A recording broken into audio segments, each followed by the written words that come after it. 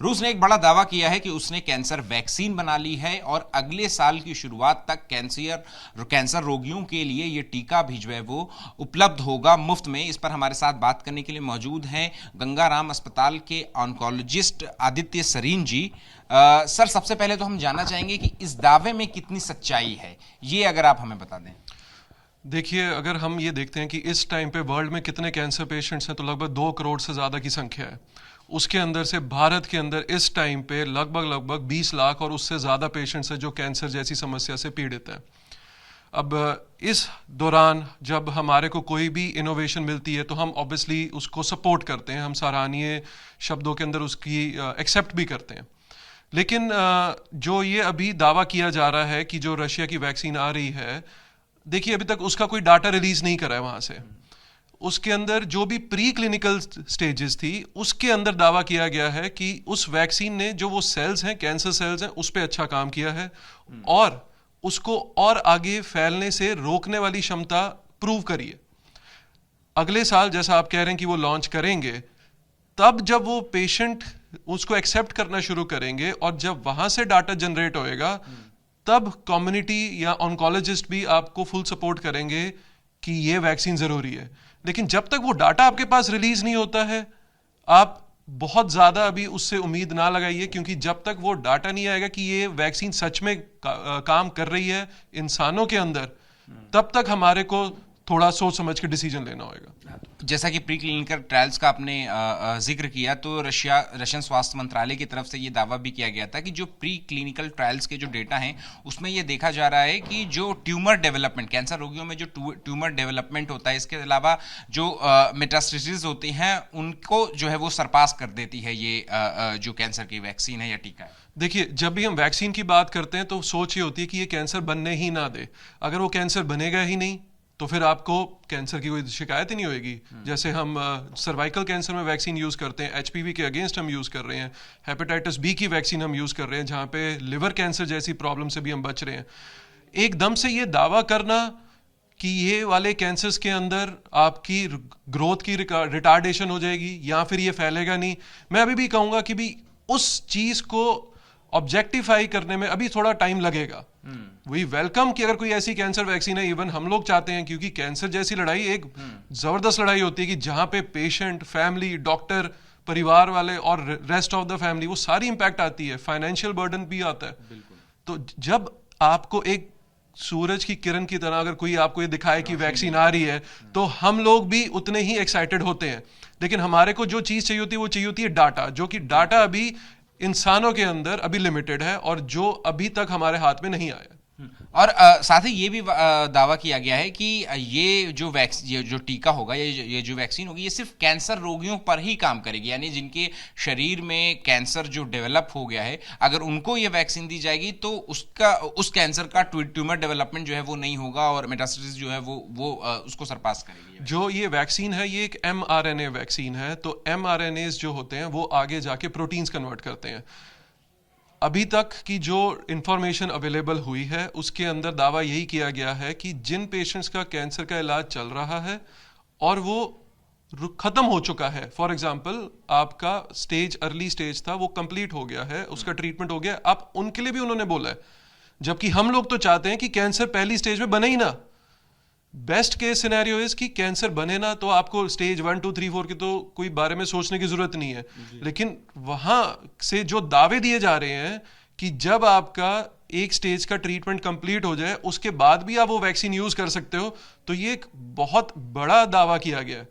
और जब तक आपके पास डाटा नहीं आएगा, उसको नेगेट करना और या उसको पॉजिटिव साइड में लेना बहुत मुश्किल का काम है। तो स्वास्थ्य मंत्रालय तो कह रहा है, रूसी स्वास्थ्य मंत्रालय तो कह रहा है कि हम अगले साल तक बाकायदा इसको हम जनरल पेशेंट्स को भी देना शुरू कर देंगे जो कि कैंसर बीमारी से ग्रसित है। इंडिया के अंदर जब भी आती है हमारे पास कोई भी दवाई, तो हमारे को DGCI अप्रूवल चाहिए होता है। इंडिया के अंदर ट्रायल्स होने जरूरी हैं।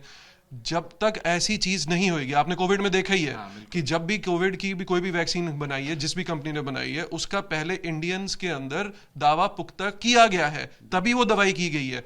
ऐसे नहीं होता कि किसी और कंट्री ने बना दी है, बिना डाटा के, बिना पुख्ता दावा के आप उसको हमारे इंडियन पेशेंट्स को दे दो। देन अगेन हम ऑन्कोलॉजिस्ट भी होप करते हैं कि ये वैक्सीन काम करे, जितना वो डाटा कह रहे हैं कि इतना स्ट्रॉन्ग डाटा आ रहा है, हम लोग भी चाहते हैं कि भी ऐसा कोई हमारे को वैक्सीन मिले और हमारे पेशेंट्स ठीक हों।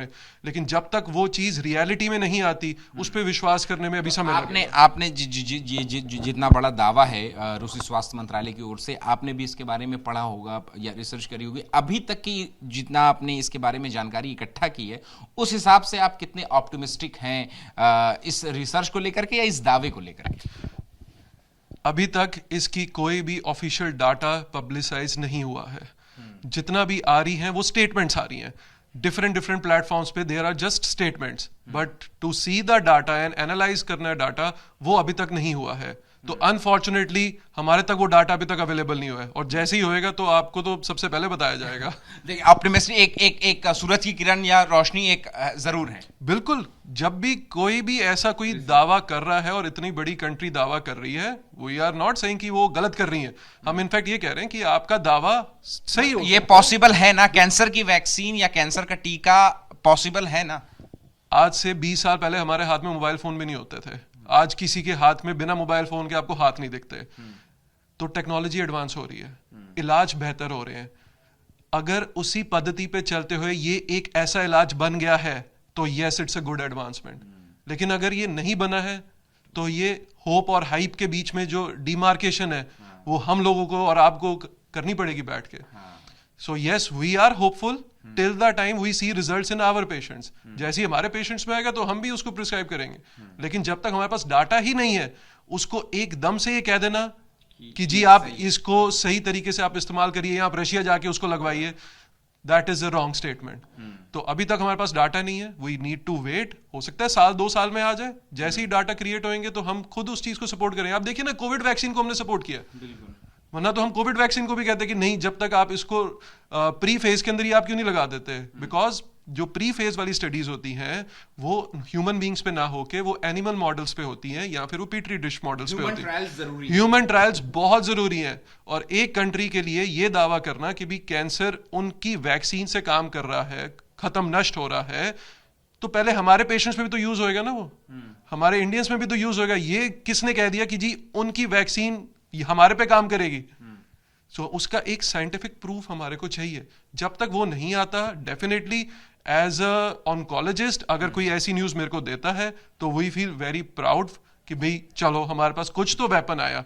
लेकिन जब तक वो उसके इफेक्ट हमारे को इंडियन पॉपुलेशन यानी कि हमारी आम जनता में नहीं मिलेंगे, तब तक कोई उसका रेलेवेंस नहीं है।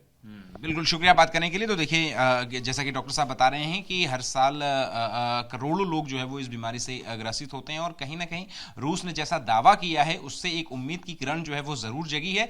लेकिन जो इसका आंकड़े हैं, जो इसके डेटा है, वो सबसे ज़्यादा ज़रूरी है। और अगर वो डेटा सामने आता है और इसके बाद प्री क्लिनिकल ट्रायल्स की भी बात हुई, अगर ये ह्यूमन ट्रायल्स होता है और भारतीयों के ऊपर अगर इस वैक्सीन का असर जो है वो पॉजिटिव होता है, तो फिर ये कहीं ना कहीं एक कैंसर के खिलाफ लड़ाई में एक बड़ा हथियार साबित होने जाएगा। कैमरा पर्सन राजेश कुमार मीना के साथ Ahmed Bilal, ABP news, Delhi. For exclusive and insightful videos, subscribe to our new channel ABP Live Premium.